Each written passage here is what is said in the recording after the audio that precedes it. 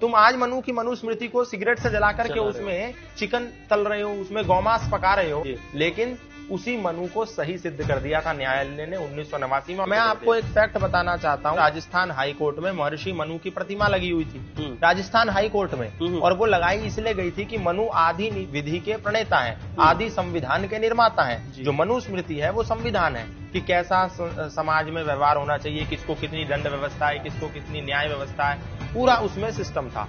तो इस आधार पर राजस्थान हाई कोर्ट में प्रतिमा लगी हुई थी, जिसको स्थानांतरित करने के आदेश 8 जुलाई 1989 को दे दिए गए। राजस्थान हाई कोर्ट के जजेस की पीठ ने आदेश दे दिया कि इसको हटा दो।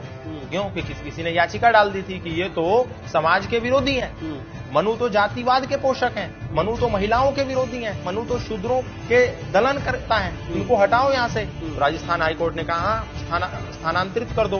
तो उस याचिका और उस फैसले पर एक व्यक्ति ने आपत्ति करी, जिसका नाम था धर्मपाल आर्य। उन्होंने ये याचिका दायर करी कि मनु की मूर्ति यहाँ से नहीं हटनी चाहिए। क्यों नहीं हटनी चाहिए? क्योंकि मनु महिलाओं के विरोधी नहीं है, मनु शूद्रों के विरोधी नहीं है, मनु जातिवाद के पोषक नहीं है। ऐसे ऐसे उन्होंने 14 तर्क प्रस्तुत करे पीठ के सामने। और जो प्रतिपक्षी वकील था, जो मनु की मूर्ति को हटाने के पक्ष में था, उसको कहा कि तुम सबसे कमजोर 3 तर्क चुन लो, सबसे जिसमें तुमको लगता हो तुम हमें धाराशायी कर दो, तुम 3 तर्क चुन लो। उसको दिया गया, वो 3 तर्क नहीं चुन पाया। तो जज साहब ने कहा चलिए हम आपको समय देंगे, आप 14 के 14 तर्कों को समझाइए। जब उन्होंने 14 तर्कों को समझाया तो 3 दिन की कोर्ट की कार्यवाही लगी।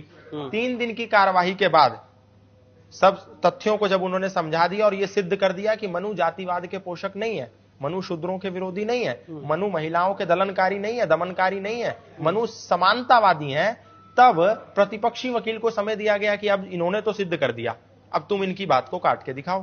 तो प्रतिपक्षी वकील 20 मिनट तक चुप्पी साध के बैठे रहे। ऐसा कोर्ट की कार्यवाही बताती है। और जो मनु की मूर्ति हाई कोर्ट के परिसर से हटा देने के ऑर्डर पास हो गए थे, वो ऑर्डर वापस लिया गया और आज भी वो मूर्ति वहां पर शान से खड़ी है। तो ये प्रमाण है कि मनु दलित विरोधी नहीं है, मनु समाज में नारियों के विरोधी नहीं है, उनको विरोधी बना करके प्रस्तुत करा जा रहा है। क्योंकि गोस्वामी तुलसीदास या मनु से किसी का वैर नहीं है, वैर सनातन धर्म से है, वैर राम को मानने वालों से है, कृष्ण को मानने वालों से है। जिस मनु को तुम ये कहते हो कि वो शूद्रों का दलन करते हैं, वो मनु कह रहे हैं शूद्रो ब्राह्मणतामेति, ब्राह्मण से शूद्रताम क्षत्रिया ज्ञातमेवं तु विद्या द्वेषा तथैव च। मनु कह रहे हैं वन शूद्र ऑल्सो कैन बिकम ब्राह्मण एंड वन ब्राह्मण कैन ऑल्सो बिकम शूद्र।